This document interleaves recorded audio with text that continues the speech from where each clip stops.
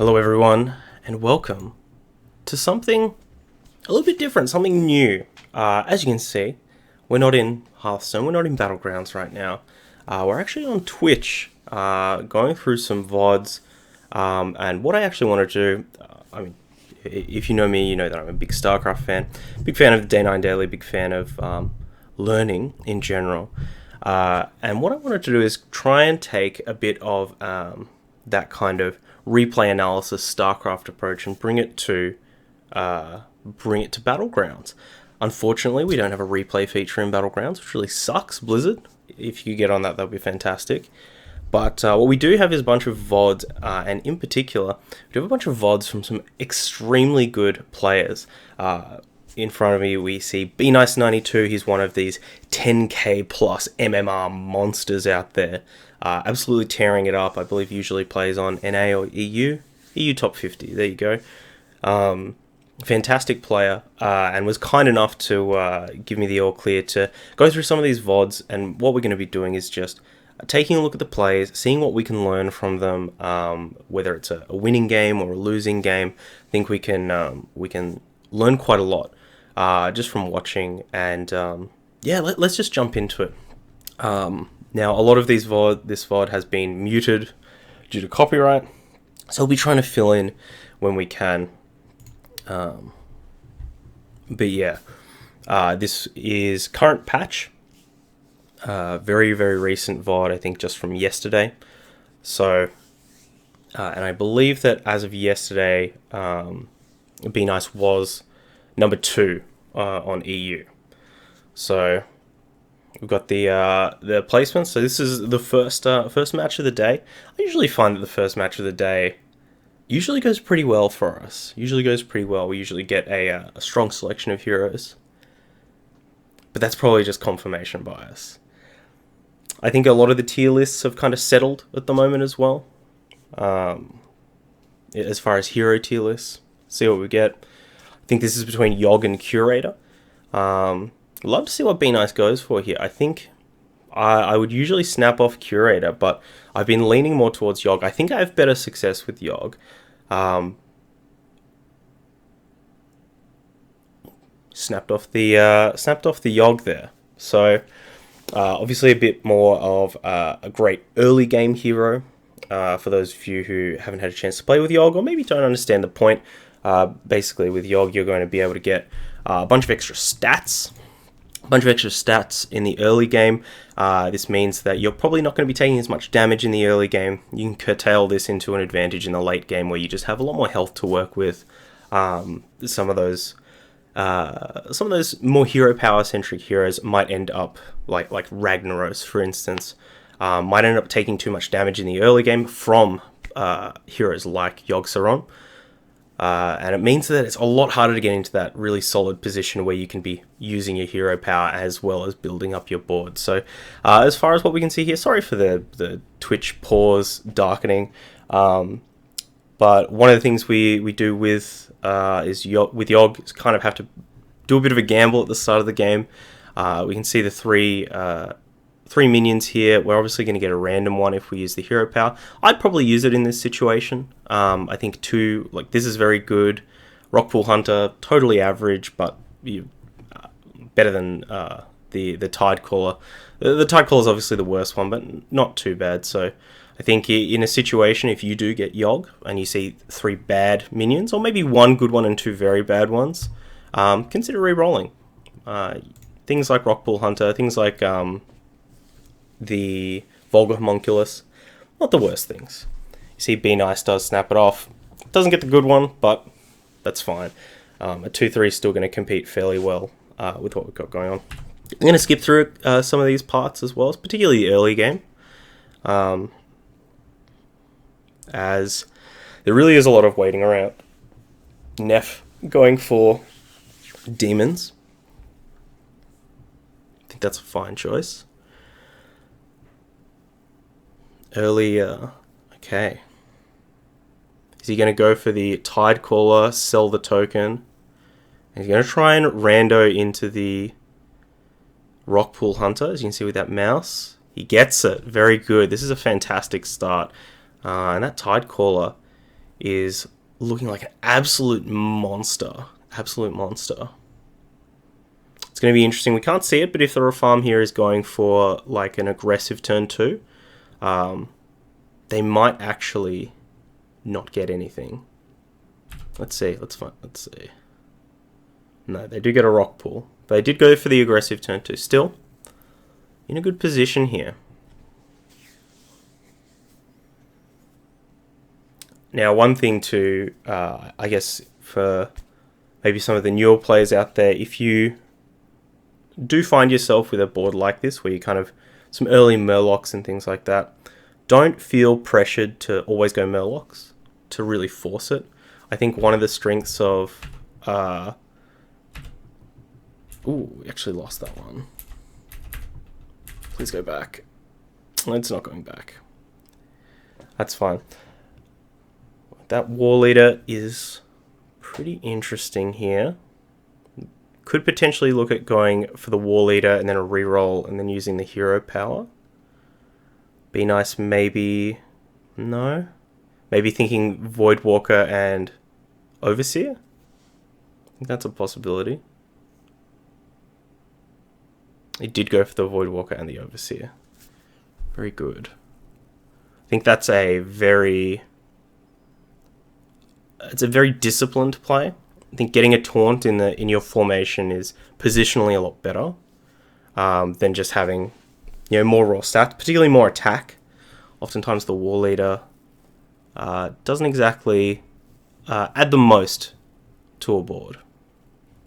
We might actually just drop the quality a little bit on this, as it is starting to stutter. Thank you, Australian Internet. Love it. Okay. So what do we got on this board? So this is an interesting turn here. The our rank up is at 5, so totally reasonable to rank up and just take one of these with our hero power. We've got a rock pool in there as well. Like either even the Wrathweaver is quite good as well. This is a really curious turn. I think if you're watching at home, definitely have a think about what you would do here. Are you more likely to take the, greedy approach, which would be to, I think, level up and just take one of these with the hero power? There's the kind of very much more aggressive approach, which would probably be to like take a Wrathweaver and possibly take a Voidwalker, sell one of these, maybe pick up something else with the hero power, or just use the hero power. Look at acquiring 3 things. I think that's more what we're getting at. So what Benice goes for.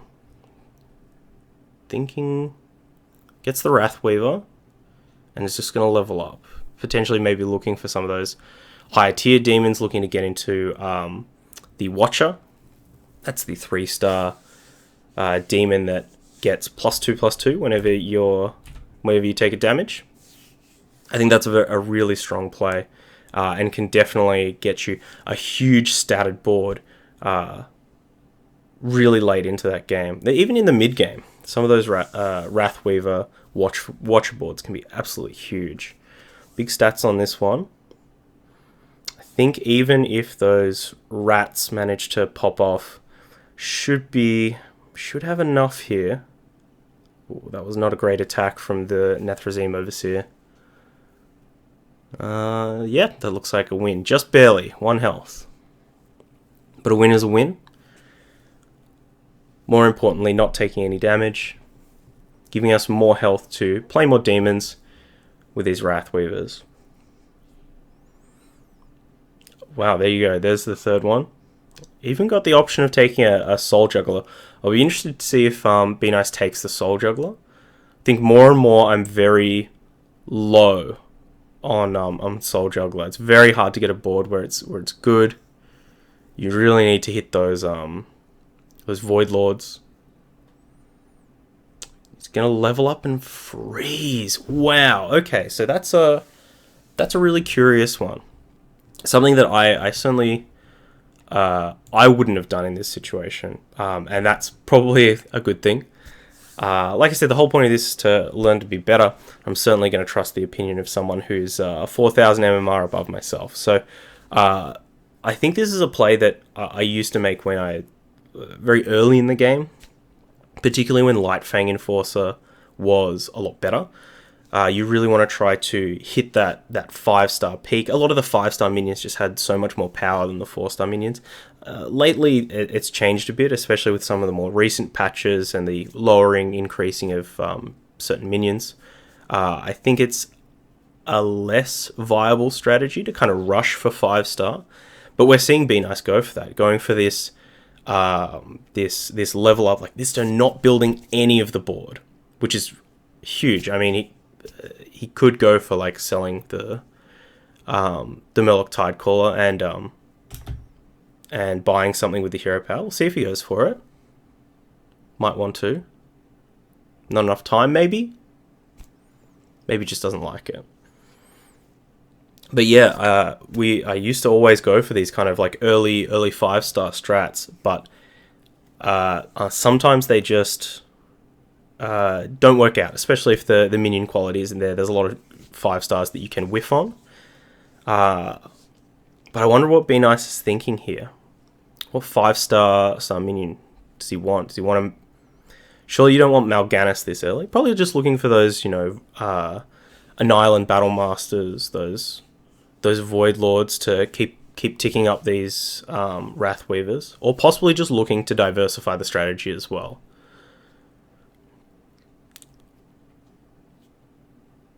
Okay, so we've got an Imp Gang Boss on board as well. That is a minion that is okay with Soul Juggler. What do we get off the Discovery? Battle Master, maybe? Yeah. And is going to commit to this... Is going to commit to this Demon strategy. Fantastic.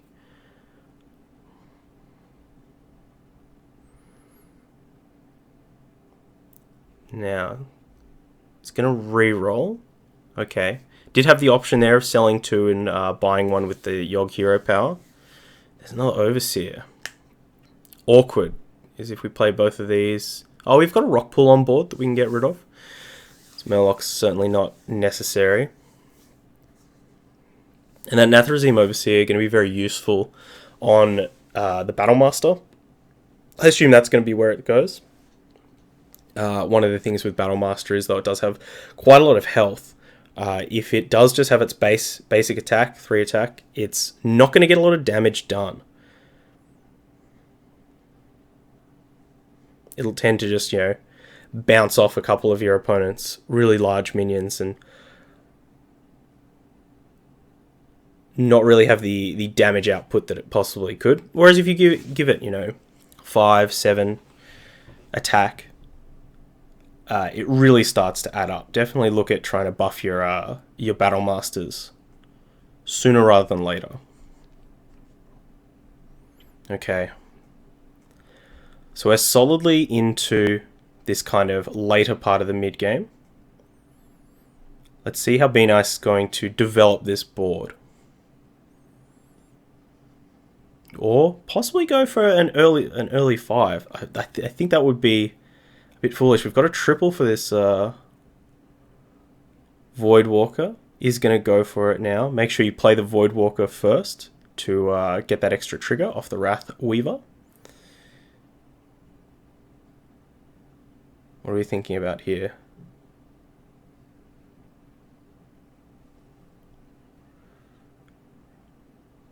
Another Battle Master. Fantastic. Hitting a triple Battle Master is going to be great. It's also a nice aggressive piece on the board. Hits pretty hard. Now we've got 2.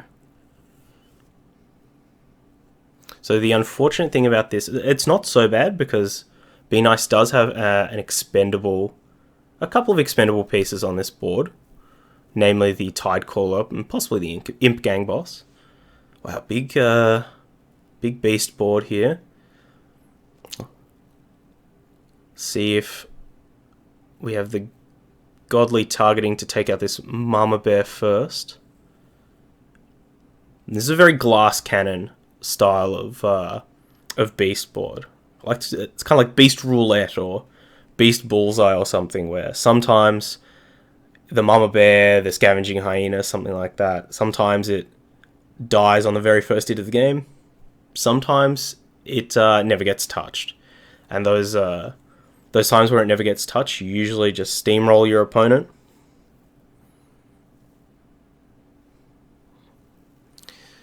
Opponent did a lot of damage there. Mama Bear putting in work. And 12 is a big hit. 12 is putting it at risk where there's still 7 people left in this game as well. So that's putting you at a point where you might actually have to consider capping yourself with Mal'Ganis to make sure that you don't take. Anyway, well, there's the Mal'Ganis. So we could play the Overseer and sell the Overseer and the Gang Boss to take the Mal'Ganis. Ooh. It's a very... Okay, just freezing it off here. So I think in that situation, I don't think I'd fault anyone for taking it. Yeah, even Benice, this is a really, really tough one. So if we... I think a lot of this... Mal'Ganis is pretty key for the demon strat. Beazel, yeah, I think you're right. I think it's that more to that point where we just can't afford to have this Wrath Weaver in play without a Mal'Ganis. Because we do want to eventually get this Battle Master up. We've still got this Soul Juggler in play. Like we're hoping to play more demons, and it's just very risky. I think the key thing that maybe Benice is tanking on a lot here is that it's selling both the Overseer and the Gang Boss is just so it's very like what's the word, like it's a short-term strategy, you know, like freezing, having more gold next turn, like you're going to buy the Mal'Ganis, it's going to give you more options next turn, whereas getting the Mal'Ganis right now is saying like, no, I need this Mal'Ganis right now. Against Shutterwock, who is is last. That being said, any loss here could possibly kill us. And I think in those situations, I'd lean more towards like, no, get it now. Put the most power on board as you can right now. So let's see what he does. Let's see what the Master does. Just looking at the Shutterwock. The Shutterwock's has lost the last 3. Okay, so this is a very butt clinch moment, I think, where you're just like, come on, I just need to just let me live one more, and then I can turn the tide. I know that feeling all too well. And this looks like a very anemic board. This should definitely have this one.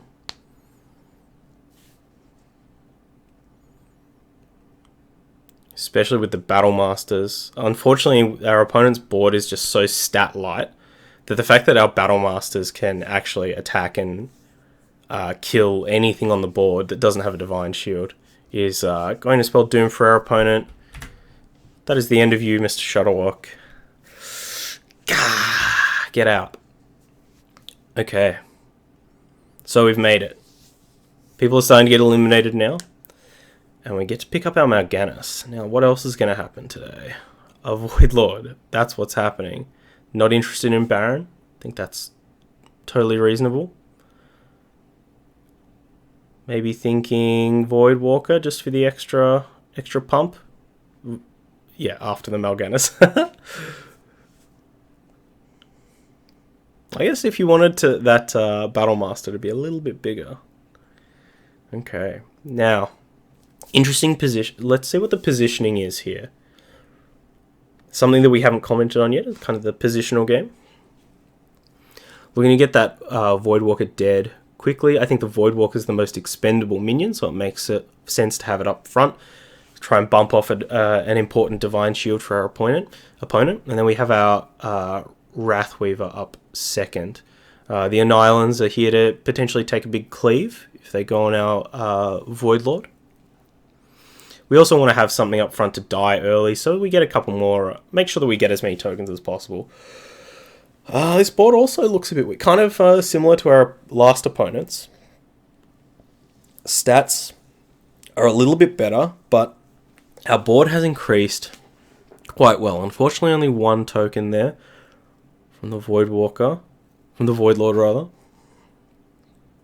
But already we've done quite a lot of work to our opponent's board, and only the taunts are down. Now, our opponent is Lich King. They do have the egg, and the egg does have... What is it? Reborn? Rejuvenate? Regenerate? But it's not good enough. And the Island stays in play for a big hitty. We're certainly going to have to do a lot of work to get rid of people, but there's the top 4. Benice signaling, and finally the Watchers are here. I don't believe the Watcher gets buffed if you have Mal'Ganis in play. Triple on the Soul Juggler. Ooh, Christmas. It's all coming up. Green and red for Benice here. Forgot to put the Christmas decorations away. Unfortunately, not a good 6.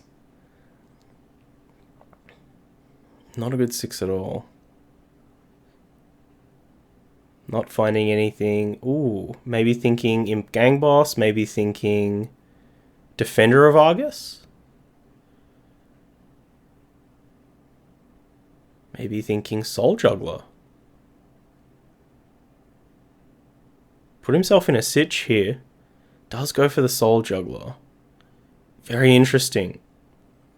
Very interesting. I think personally I would have angled more towards the Defender of Argus. I really like Defender of Argus. I think it often... it turns on like Stonehill Defender, that kind of stuff, which can just let you get a bit more of a beefier board. Whereas the Soul Juggler, especially on a board that only has, you know, a potential max of what, 1, 2, 3, 4, 5, 6 demons. Seems a bit loose to me, but we'll see what happens. That cleave.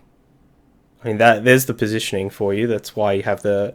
Benice has got the Islands on the side, making sure that nothing dies to the cleave, even though it's a good one right in the juicy heart of the champion. Oh my gosh. One Island even lives here. Whew. Positioning is definitely my... definitely a place my game could improve. Yeah, I think positioning's really tough. It can be really tough. Okay. There's a Mal'Ganis. He likes it. Keep looking. What are we looking for here? Just something to replace this other Soul Juggler. To double golden Soul Juggler. Hey, there we go. Oh no. No. Don't sell the Battle Master, please. Really? That's how much he wants this Mal'Ganis.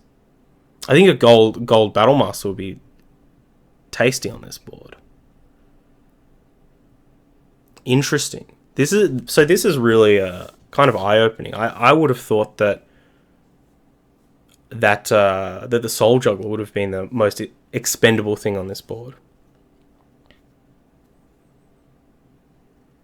Really curious. Perhaps Benice is thinking that the juggles could be some kind of like I don't know. Maybe he's got a better idea of what his opponents are playing. I mean, admittedly, when you see a board like this, it's like a Death Rattle board that's just lacking that extra bit of power, lacking that Ghast Coiler, lacking that, you know, big piloted the Sky Golem. It's only going to do some work for him. It is possible we maybe that early rank up has given us, kind of warped our perception of what stage of the game we're at. But it looks like this one's going to be pretty straightforward. Let's see where this Cobalt goes. It does take out the Battle Master, so our opponent will not be getting eliminated today. They're certainly going to be feeling it. Lich King eliminated. And we are paired against the Rat Daddy, who is at rank 6. So this could be scary. Not sure if we paid attention to what the rat had. Maybe Ghast Coiler here. Just going to take some demons to charge up the Wrathweaver. Uh-oh. Interesting. Not sure if that was a goof or not. Not sure if they meant to play the Vulgar Homunculus, sell it by the Nathrezim Overseer, and make sure that the Ghast Coiler was the one left in play.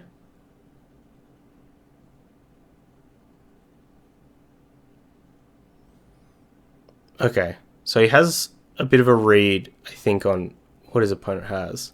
He's changing these, changing the position. Maybe just trying to put all the demons up the front.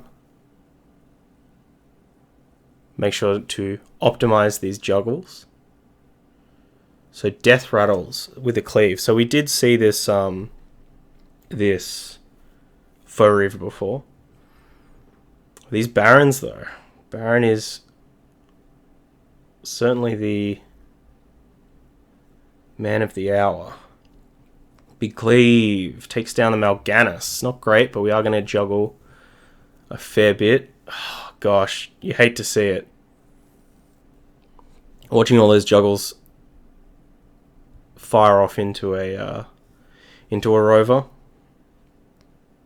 We should have this. That Wrathweaver is just colossal. Yep.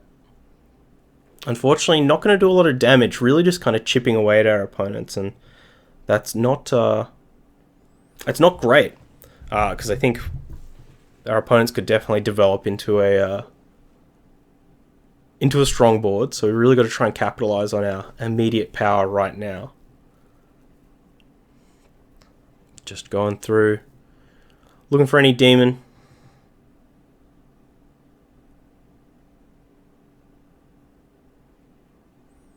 Take the Nathrezim. Where's this going to go? Is this going to be on the Battlemaster or is it going to be on the Void? I would probably lean towards the Void. I think once you get past about 15 towards 20 is usually when you can reliably last 2 hits against most kind of middling minions, non-trash minions.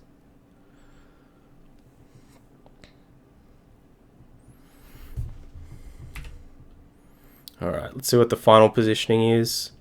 Mal'Ganis towards the back, changing the Imp Gang Boss to be a bit later, hopefully trying to get a token, maybe 2 tokens off of it. More tokens the merrier when you've got Soul Jugglers in play, of course.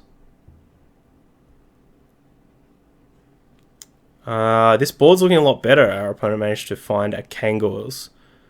We'll see if it does much, though. Looks like it's going to be bringing back... Oh, it brings back a Foe Reaver now. But with the Baron down... Ooh. Close. I think the Wrathweaver has too much stats. No matter what comes back off of the Kangors. The Wrathweaver is just too big. 24? Yeah. That's 14. Oh, it was golden. Yeah. Still doesn't eliminate our opponent. I will say that's one of the disadvantages. That's why I like Battlemaster so much. Because it just hits... It usually sticks around and it just hits so hard.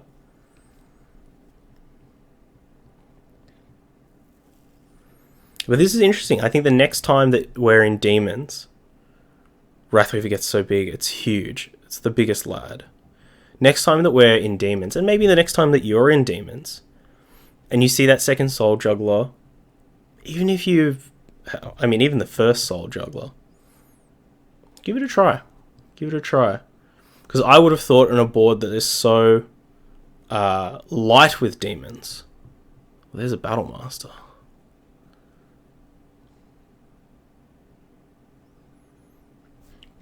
Yeah, so as you can see there, so the Watcher doesn't get the buff whilst we've got the Mal'Ganis in play. It does have Mal'Ganis' buff. It is +4/+4, so gold Mal'Ganis. But let's see what happens. We're against the Ghost of the Lich King. I think this should be pretty straightforward. Yeah, not even close. See if one of these other characters manage to eliminate each other. Yes, the Rat King is down. So the same AFK that we've been chipping at. Be nice. Just staying on 5. I think if you're in Demons, that's correct. There's no real good 6 stars for Demons. Buff up the Battle Master. Okay. 2 Demons there. Wonder if he's going to freeze this. No. I think the potential value of a triple there maybe outweighs the 2 Demons on the board.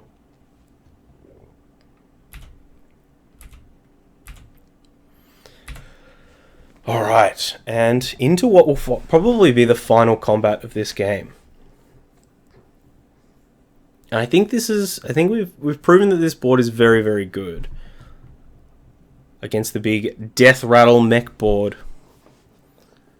That big Faux Reaver Cleave, not going to do too much. Well, potentially could do quite a lot. Juggles go off. No. Voidwalker saves the day. Baron's still up though. 1 Soul Juggler down. See where these bombs go. The Soul Juggler remains. But these Annihilants have taken quite a lot of damage. And the Wrathweaver does collide with the highest attack minion, so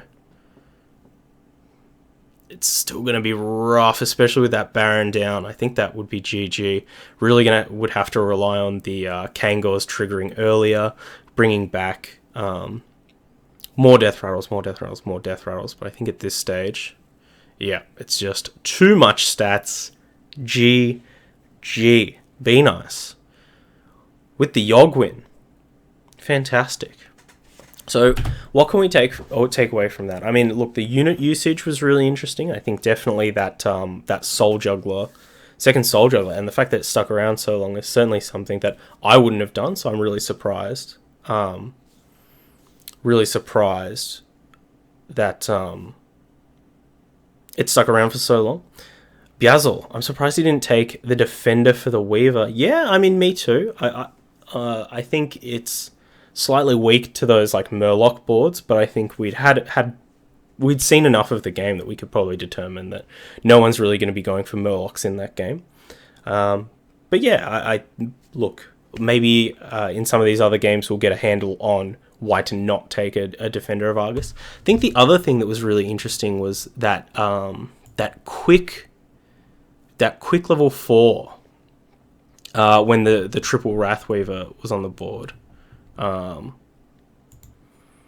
Don't know if we're going to be able to find it, but there's the gold Wrathweaver. It was this quick level 4 that I think was the most curious thing. I don't think it's something you should do every game, but I think Be Nice had a really good handle on his place in the game, in that he was doing really well, as Yogg tends to do early on in the game. Really good place, had the kind of the privilege in a way of kind of being greedy, going for a really big buy on the tavern upgrade when it's quite expensive, and then did what demons do, which is get some really huge stats on the board, and kind of dominated the game for the latter half. I think we only took an L in the next couple. Took 12 off of someone, but luckily managed to find a Mal'Ganis pretty quickly, and make sure that we at least don't die to ourselves, which is the most important. Anyway, GG's. Let's find another one. Let's find another game. Okay. Here with another game from Be Nice. See what our options are. Refarm Curator. I think those are the two major options there. I think it might be down to personal preference, whether you feel like you can play a better Curator versus play a better Refarm. think Curator is a bit easier, as far as it's a bit more malleable, a bit more flexible. You can do quite a lot with the amalgam. Reform is kind of I wouldn't say the opposite in that it's very difficult. I'd say it's more the opposite in that it kind of forces you to play trash. Forces you to play garbage, because you're going to get a lot of garbage. Usually, though, you do end up with a really strong, particularly Death Rattle boards. I find that Reform usually finds his way into a Baron or something like that. And does pretty well with it. Volg Homunculus, I think they're pretty clear choice here. As far as your rank 1 minions, I think I'd definitely put it at average. About the same as a Rockpool Hunter. Rocktide, the 2/3 Murloc. Skip through some of this early game action. Yep, we win. Who would have thought? Just going the level up here. And freezing. Okay. That's a very interesting play. I can get behind it. So what this allows you to do is buy both the Tide Hunter and the Rock... Oh my gosh. It allows you to buy both the Murlocs. All these Murlocs have stupid names. It allows you to buy both of them because you can sell the token the Murloc makes. And I assume that the buff from this Murloc is going to come down on our amalgam. Make sure we grow that up. It's like a little child. You're a little child amalgam. You've got to raise it right. Let's see how good a child Benice can raise.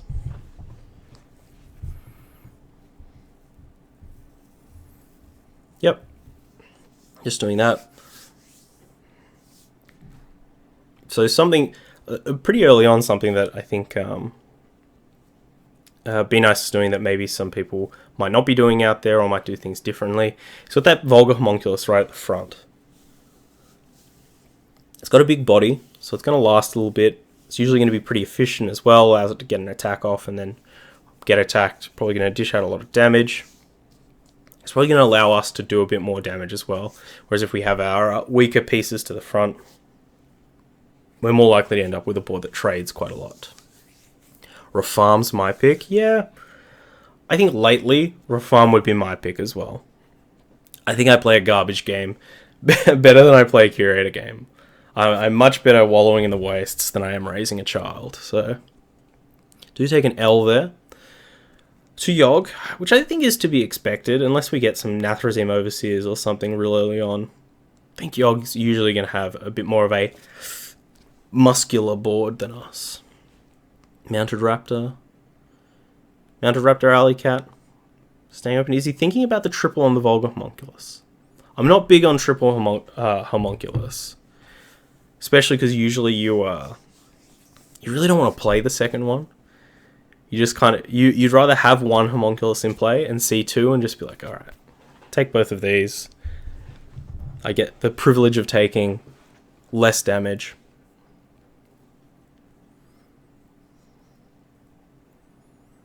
Okay. Has Syndragosa hit their peak? That's pretty... Once again, a pretty muscular board. Benice kind of getting bullied a bit here by two of the biggest bullies at the table, Yogg and Syndragosa. Wowee. This is the kind of turns where you do hit a pretty big power spike. AFK as well. Another one that early on can do a bit of bullying. And this board really just isn't. Gonna go for a roll as well. There's the Cobalt. Okay, that's something.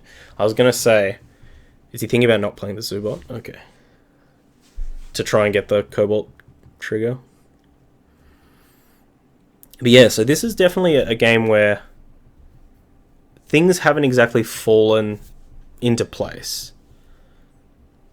Don't really have a big power spike. We didn't get a lot of the Nathrazim Overseers or like a Wrathweaver or anything like that. But we do have this Cobalt Guardian coming up. I think that that's something that we can get some value out of. We can win this one. See where the attacks go. That's not great. Also not great. That's good attack. It's fine. Oh, we missed with that one. I guess we're always going to miss. What pops out? No. Unfortunate. That was definitely a board we could have won on, or at least hoped for a draw. But a couple of bad attacks in the middle, and it just fell away from us. Okay, Cobalt online. What else is happening? Doesn't want the rat. There's a Psychotron. Fantastic. All of a sudden, this board, delicious. What else is going to go? Maybe sell the Rockpool Hunter, pick up the Nathrezim, buff the child. The child. No, it doesn't want the Nathrezim. Does he? Doesn't he? Does he? Does he? Yes. Reroll. Second Psycho. Very good. Okay. Okay. In 2 turns. 2 turns.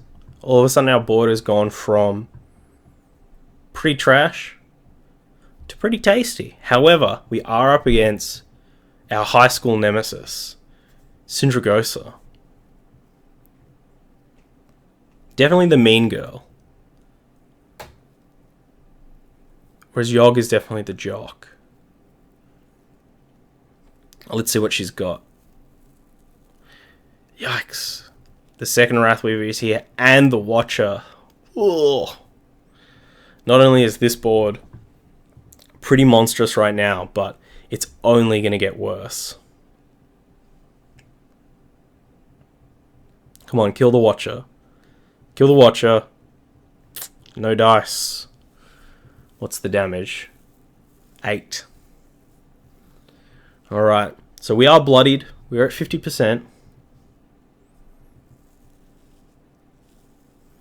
So, what's the plan? What's the strat here? We're going to try to develop a triple with this Psychotron. Wow. Okay.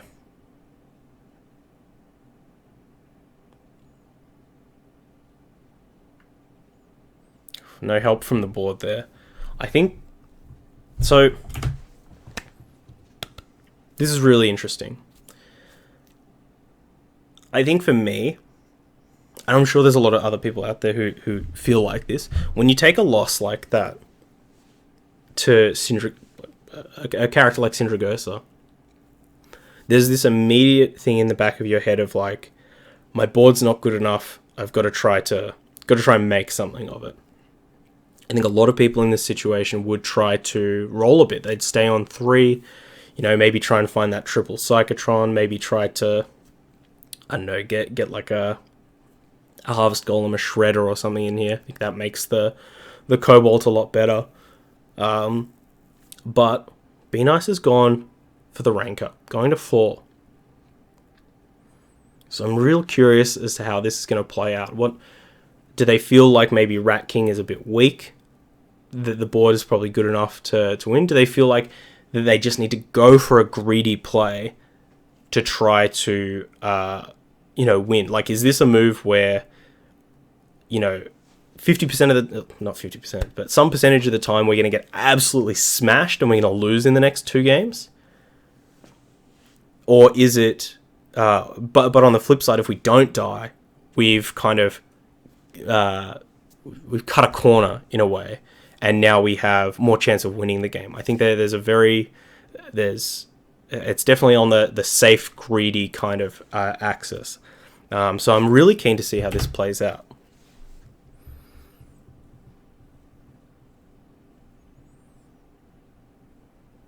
Did we lose to the Rat King last time? Skip forward a little bit. So this is eye-opening. What's eye-opening, Biazel? Give me your thoughts. What do you think? Let's take a look at this board. Do we have it? It's tight.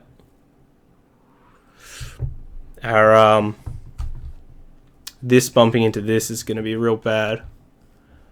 This one extra health here. I think that might be enough to do it as well. Well, at least this gets a good trade. No way to reset the Divine Shield, and this is real unfortunate. And that this is... Oh... looks unlikely. Yeah, no. Taking a hit here. Oh! I said 2 turns. Are we going to die next turn? Okay. Let's get some power. There's the Psychotron. A gift. A gift from the gods. What's it going to be? Bran. Hell yeah. Hell yeah. Give me that Menagerie Warden. Give me that scrap heap scrounger. Screwjank Clunker? Whatever. This card game has stupid names. Yes. Okay. There's even a Metal Tooth Leaper on board. Juicy. Oh. And now our board.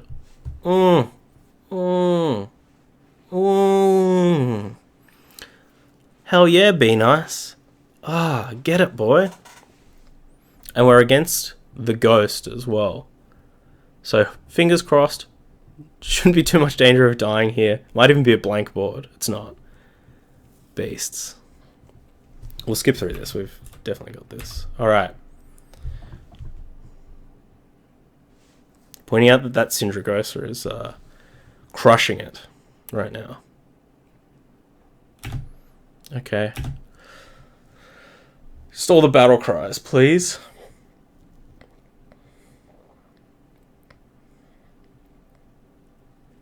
Interesting sequencing here. I think I would have tried to roll through a couple more times just in case. You never know what pops up. You get random triples of battle cries. Alright. Amalgam's getting... Ooh. Torn it up. Come on, torn it up. We're not going to keep that... Surely not going to keep that mounted raptor around for too long, right?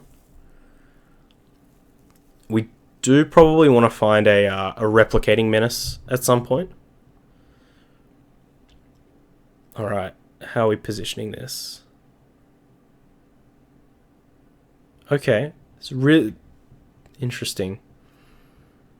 Kind of very anti-cleave. I'm guessing, so that's putting a lot of value in both this and the these 2 minions as being, they are quite valuable. So by not having them together, they can't get cleaved, which is good. However, it does mean that if the Amalgam gets hit, 3 minions are getting cleaved. It's not great. Opponent doesn't have it though. So, doesn't really do anything. Not too much different. That's unfortunate. That's that Cobalt Divine Shield is just really valuable. Opponent even gets the Diehorn trigger. Oh! Megaru to save the day. Tasty. Even gets the kill. Alright. I'm feeling good about this. Definitely a board that all of a sudden have quite a lot of confidence in. Love Bran, love battle cries. Think it's a really solid archetype to be in. Rock Pool? Nope, doesn't want the Rock Pool. Wants the Metal Tooth Leaper.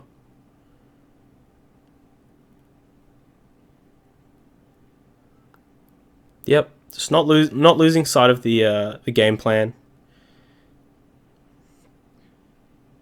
I think this is something that we were watching Bebe's stream. It's another top MMR player. I think when we were watching them, admittedly pre-Nightmare Amalgam nerf, but they were one of the streamers I noticed doing this very like stay on 4, play very fluidly, buy, sell a lot, develop your stats through battle cries and things like that, and just really maximizing the power of Bran. Bovar's kind of interesting. I guess it's certainly a better minion than any of those battle cry minions on board. Does a lot of damage too. But we still need a way to try and reset this Cobalt Shield. 2 double junk bots from our opponent here.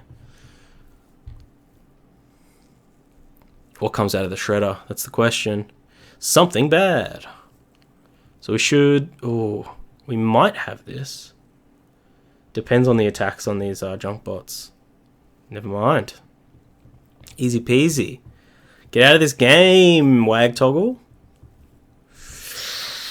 Ah! Alright. Who's up next? More battle cries. Who'da thunk it? More battle cries, but we do get the. We do want the poisonous. Will this poisonous go on the amalgam, or will the poisonous go on the rock pool? Yeah, it goes on the rock pool.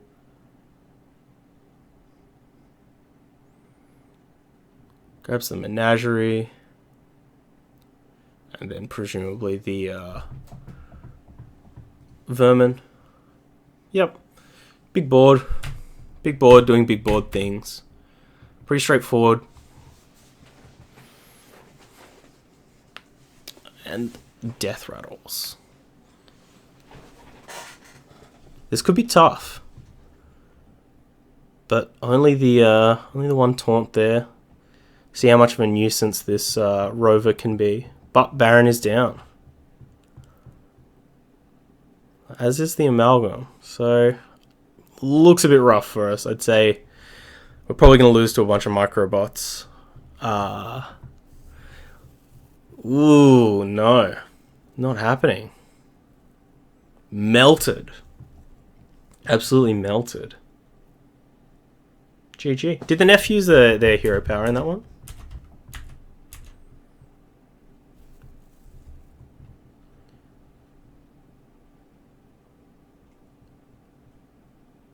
They did. I'm wondering if that one would have gone differently had they not used their hero power. Then again, it's at the stage of the game where they're using their hero power basically every turn, and they do want you to die. So, gold, selfless, gold harvest golem. Really nice position. So, even though we copped an L on that one, I think that there is something to learn from this, in that Benice kind of took a risk going for that level up. At least I think it's a risk. I don't know, maybe the fact that I think it's a risk proves that I'm an idiot, but I think it was definitely a risk going for that that level up so early, so brazenly, a brazen level up. But gave him a really good shot. I think a lot more people would kind of get stuck in that, like, no, I got to find something here, and they would have just not found anything. We've all had those games where we've re-rolled ourselves into oblivion. But we can say that Benice, fantastic parent, raised their child well, got quite large. So I think this choice is probably between the Rat and the Lich King. I think a lot of people rank these two heroes kind of on the same level or interchangeably. They're usually within one tier of each other, is what you could probably say. Rat's going to have a better early game. Lich King can do some tricky things. There are some kind of mid-game points where you can have like a Psychotron or something like that, and it giving it Reborn, whatever, giving it the ability makes it very hard for your opponent to crack through, particularly in a board with like beasts or something like that. But does have some non-bow potential with like battle cries and stuff like that. So I think the less complicated choice is what Benice is going to go for here, which is the Rat Daddy. The Rat Daddy.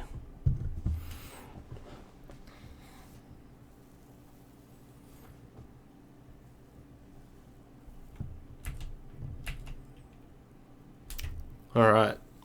Pretty easy first turn Alley Cat here. Probably the best that you can see if you're Rat King. Up against Yogg-Saron. We take that L, but that's okay. Turn 2. Level up. Yep, pretty straightforward. Lich. Okay. What's Lich doing? She tapped a lot and crushed us. Still on level 1? Yeah, we'll take 4. Alright. Options here. I mean, there's Wrathweaver there. We could go Wrathweaver, Natural Regime Overseer. Losing a bit of value. Not the worst. You could look to take the Tidecaller. Stay a bit open. Let's see what Benice goes for. There's also a line where you reroll.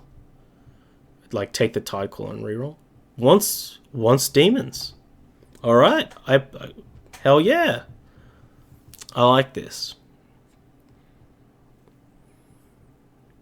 I think this is a pretty, maybe not common, maybe uncommon. It pops up occasionally where you see the Wrathweaver and a demon, like a Voidwalker or something like that. I think even on rank 2, that can still be fine, but yeah, let's do it. Another chunky demon board. Take that W.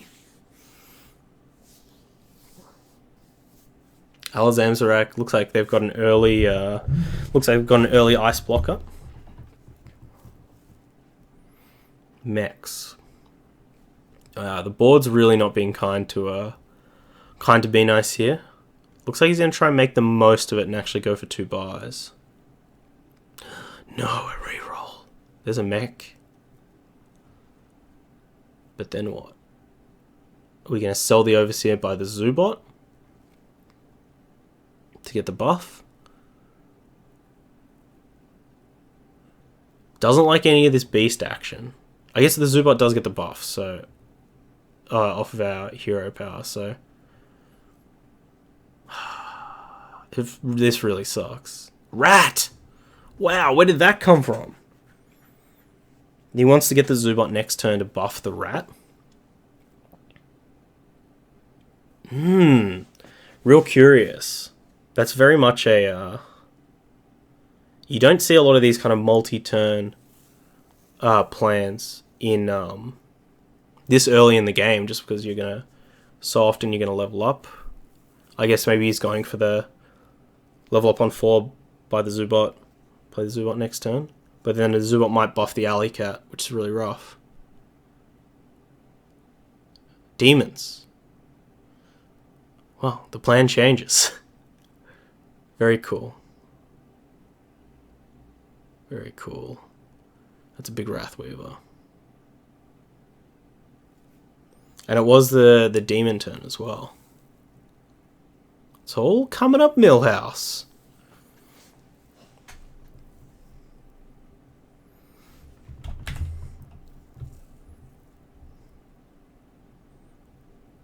Okay, Van Cleef. So Van Cleef probably not going to hit much of a power spike yet.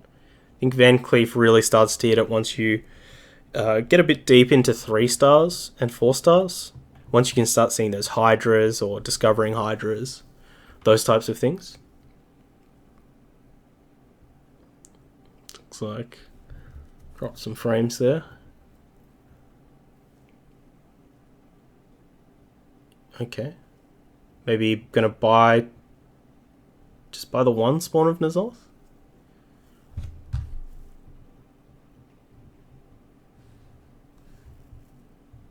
Did buy the second one.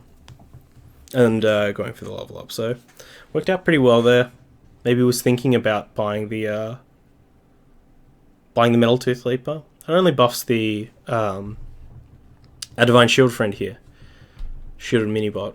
Not too great. And the spawn of N'Zoths usually give you a lot of power here, especially with a rat in play. A reasonable taunt as well that might actually survive a turn. So we've got options here. It's a kind of board I like. Is that a gold Boombot? Oof. Nice. Good hit there. Okay. Yogg's board not looking as strong as you would hope.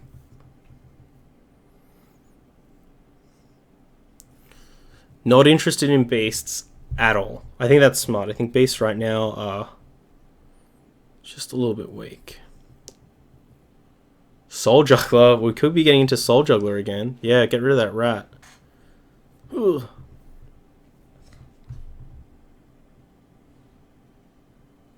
What is happening to our internet today? Skipping frames all over the place.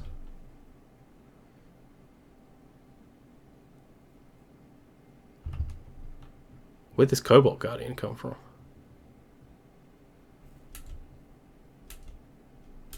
Oh, it came up this turn. Cool.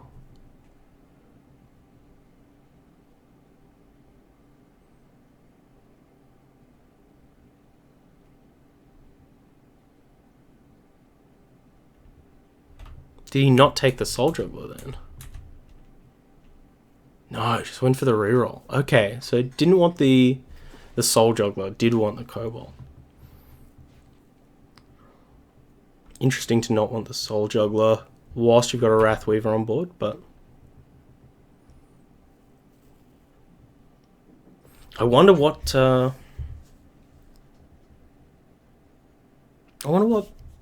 that's something we need to have a bit of a think about, is why not go Soul Juggler here versus why go Soul Juggler in that last game that we watched where we ended up going Demons.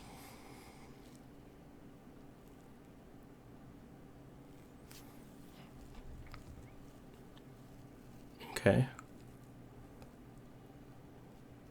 We should have this. Yeah. Yeah, definitely. Cool. Just going up to 4 here. A Noya module. Another Cobalt. Maybe Psychotron. Cobalt. Freeze. Sell that rat. Get that Cobalt in there. Captain Perk. Happy New Year, Day 5. Thank you very much. We are just watching some replays. We're watching some replays from Benice92's. Over on Twitch. It's one of these fantastic 10k plus players. We're just checking out their games and seeing what we can learn from them. Doing a little bit of analysis. Not too high level, but I think it's important to, if you want to get better at a video game, better in general, just look at what the best people are doing. And Benice is certainly someone who I'd consider one of the best.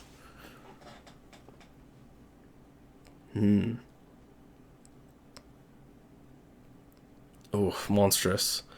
That a taunt that big this early is just going to be real hard for a board like this, especially without ways to refresh that Cobalt Shield. Nope. Yep, come on, go right. Nope, not happening. Taking a bit of a hit here. That Annihilant's so big, so quickly. Alright, let's turn it around. Psycho Noyo. Nathrazim. Doesn't want it. Screwjanks. Awkward. I think I would have considered the Nathrazim to try and get that Imp Gang Boss to a workable level, or just buff up the taunt, but then again with the Psychotron coming down, it's totally reasonable to want to move out of that.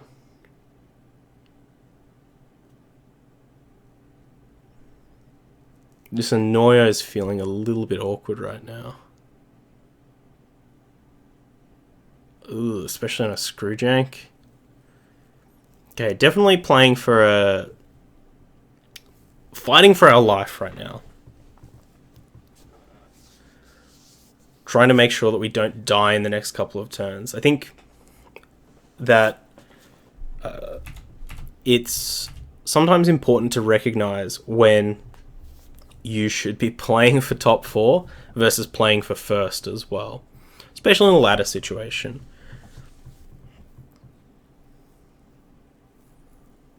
I think that a move like that, a Noyo on a Screwjank, is probably What a board. Tasty board from Yogg.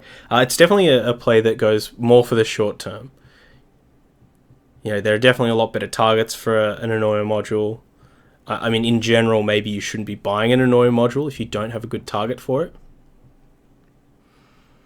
But this does ensure that, especially against a board like this, which has a lot of 3 and 4 star minions on it, we're going to trade a bit better and hopefully, well, hopefully not die, but I think that is it. Yeah, 11.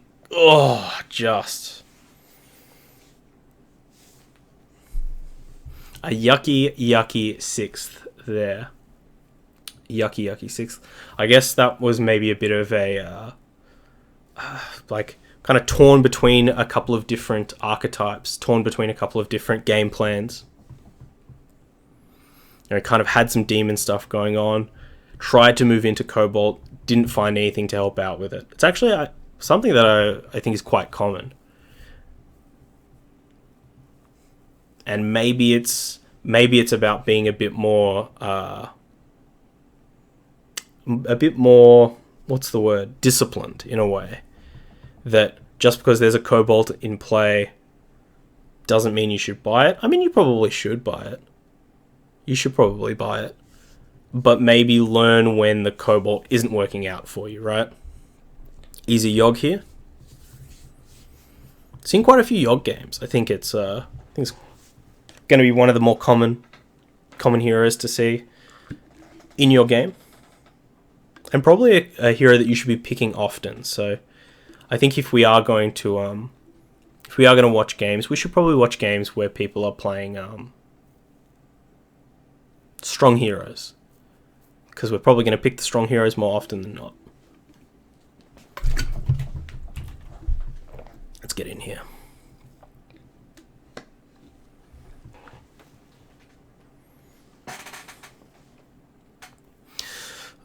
Ugh, I think this is a reroll. Alright.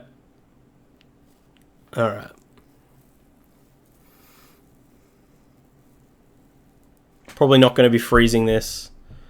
I think going for this earlier triple is really usually counterproductive.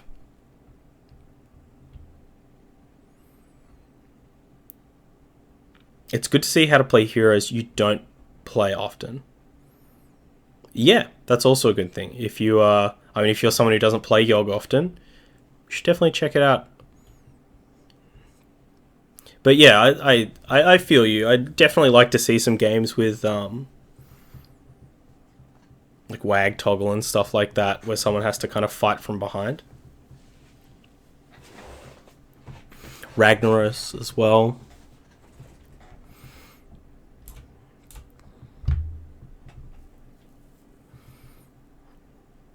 At least at the moment, it feels like there's just a big divide between like the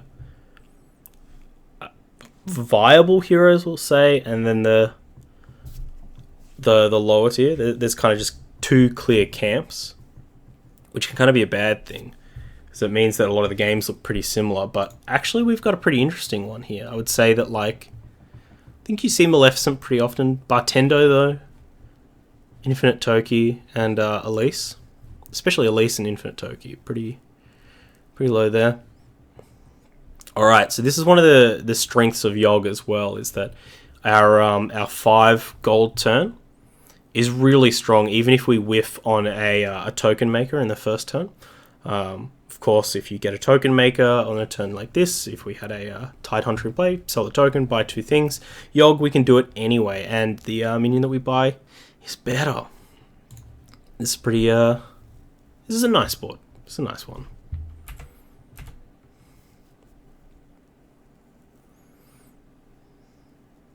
Ooh. Yuck. Yuck. That's fine. These things happen. How are we going to develop from here? Maybe Annoyer and Harvest? Oh, wants something different. The grass is greener.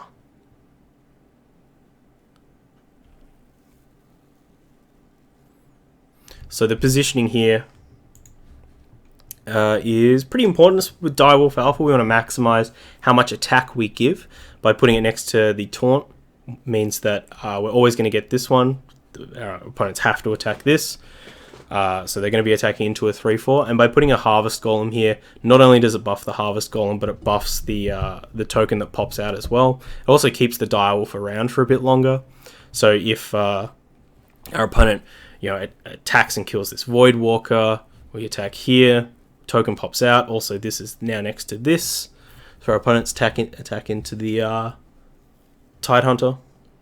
Whatever this thing's called. Murloc Idiot.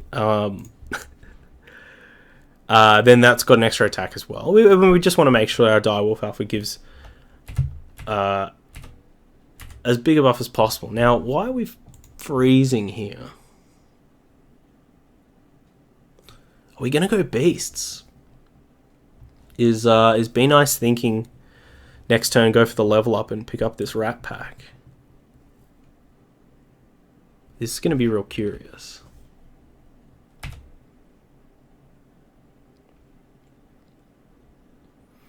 And it looks like we lose to an AFK that... What did they get? The Battlecry and the Cobalt, and they had a Menagerie on board. Not the greatest AFK, but pretty good one. Rewarded with the Menagerie. Level up, and we are going for the Rat Pack. Once again, the positioning here making it so that our Rat Pack can get buffed up. It's probably not going to die with 3 attack, but stranger things have happened.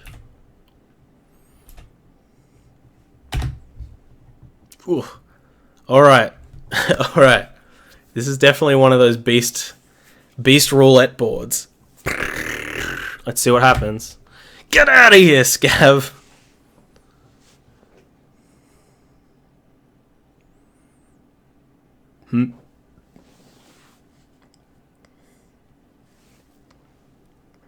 Oh no. Oh no, our Scav's down.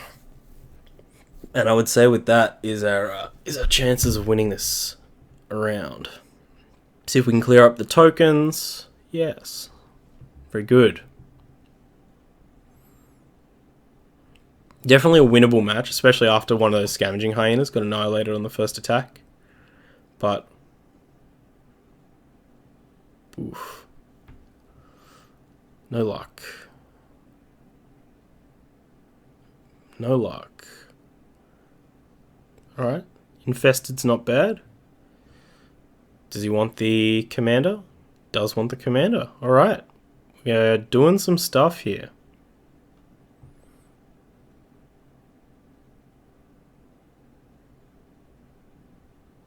Yeah. Nice. I like this positioning. Especially whilst the rat's small. You know, it's not like it's going to poop out 7 tokens and you want it to poop out 7 tokens. It's only going to be a small one. It's, I know, it's still not super likely. I think, we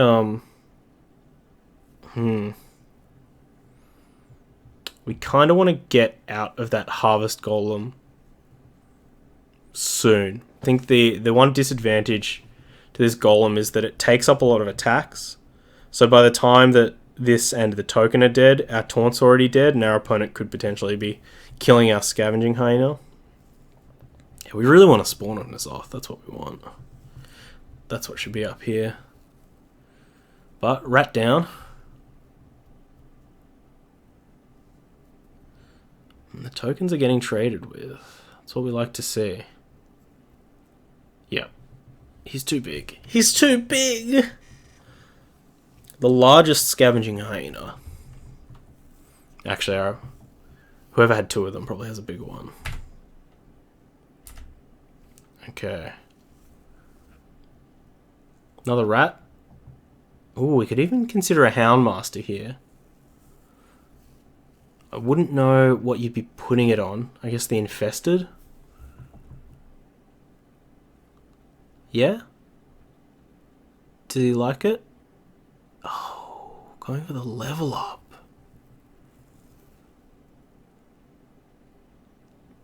This is so going for that quick 4 we saw in the last game. Going for a quick 4. I guess with that rat, it kind of... I guess we kind of have hit a bit more of a power spike. It's feeling confident. Although I wouldn't feel confident knowing that this AFK has a pretty cool Cobalt board, probably. Let's see how they've developed it. And let's see if we don't get smashed. How much is this going to cost us? If anything. Ooh, that's pretty bad. That's pretty bad. Double Harvest Golem too. I mean, it's up to this Scav, but I don't think the Scavenging Hyena can win through 2 or more Cobalt Divine Shields. Yeah, with another Harvest Golem. Not happening, folks. Youch! That's a big hitty. Once again, risk reward. So, this is our short-term punishment. Let's see what our reward is. Doesn't like the Defender of Argus. Interesting. Doesn't like that. Another Commander. Oh, it's not looking great.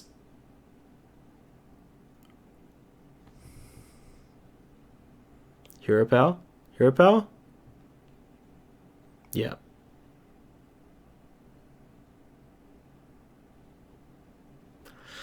It's not looking good, folks. It's not looking good. I think that we've spent 2 turns and we've really haven't added a lot to the board. So this happens sometimes. Hopefully this Maleficent isn't just going to immediately dunk us out of the game. Probably not. Probably not. This board looks alright. We're going to get a fair few commander triggers too.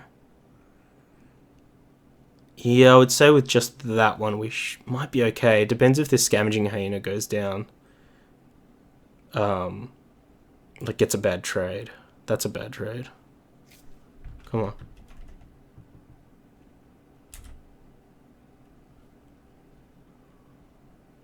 Okay. Now we should be good. Yep. Yeah, the rats get there. Whew. Okay. I was getting a bit nervous there. We bought ourselves another round in the game. Let's see if the board is polite to us. No. Ooh, Cave Hydra. Does he want... I would take the Vermin. Buff up one of those rat packs. I don't know if I... Oh, wants to buff up the Hydra more? Put the eggs in that basket. Psychotron, yes. Alright. Always still important to remember. Positioning and just general kind of board... like... What would you say? Like... Just board quality. Like we were talking about before with this Beast Roulette. I think it's always nice to have a taunt somewhere, just to make sure that you don't lose. You know, having one of these commanders or the scav die on the first attack or 2 of the game just makes this board lose so much value. We could definitely lose to a much weaker player, much weaker board if with one lucky attack. So let's reduce that luck. Oh, it doesn't even get... Oh, never mind.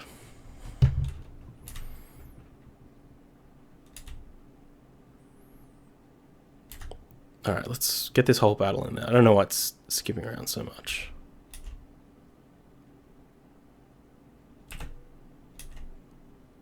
What? Okay.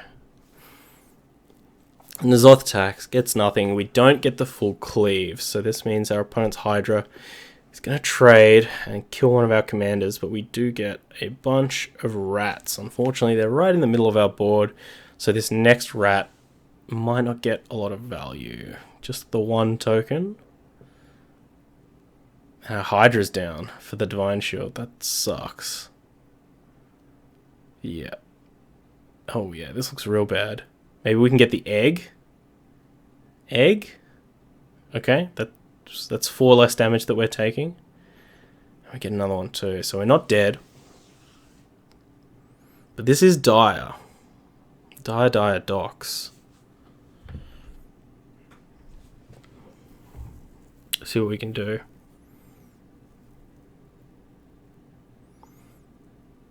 Yeah, we can take the Vermin, but we've still got both of these triples that we really want to make. Another Vermin. Ah, there's the rat. Fortunately, it does cost us our Psychotron to... Yep.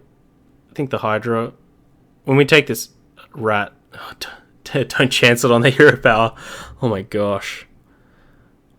What a psychopath. Okay, what do we want? Big Goldrun?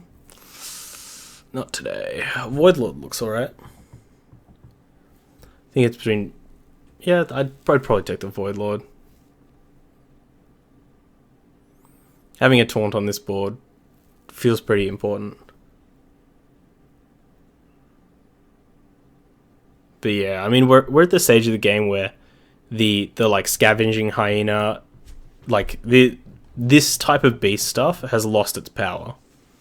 When we're getting to that late 4 and 5 star stage, we should be looking at Goldrun. We should be looking at Hydra based boards. Yeah, we're just gonna get crushed by this.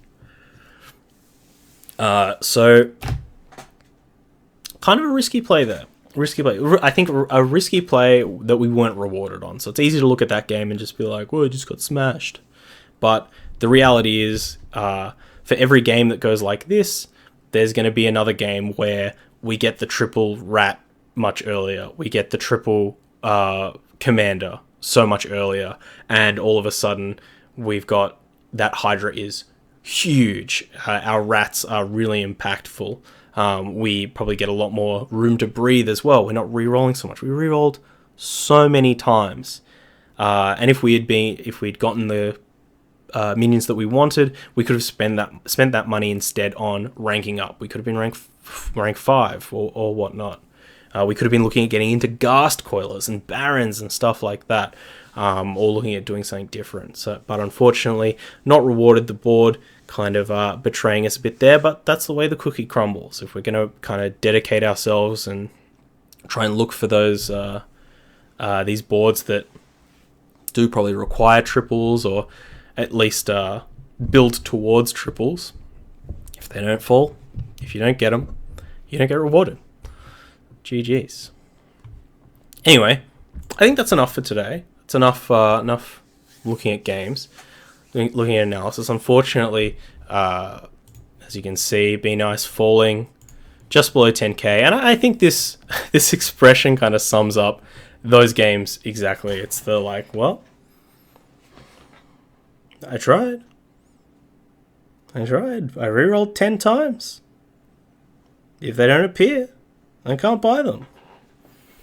But we saw some really nice plays, some really eye-opening stuff, I think. I think in the future, I'm going to be doing a bit more of a style where we go in and look at specific hero play styles. I'd love to look at that. I'd love to, look at, Benice's Yogg, for instance, because we saw a fair bit of it. Or maybe some less played heroes. Maybe look at Bartendotrons and something like that. Diva.jpg, yeah. But yeah, I'd like to look at that, more of that type of stuff. I think this was just more of a general overview, and I think if you haven't been watching these kind of, top tier players, hopefully you got something out of this, even if I didn't mention it. But yeah, thanks for watching. I'll see you in the next one. Bye-bye. Wow, what a great video. For more of my suspect play choices, be sure to check out one of the videos next to my head, and make sure that you subscribe to get more Hearthstone content in your subscription feed.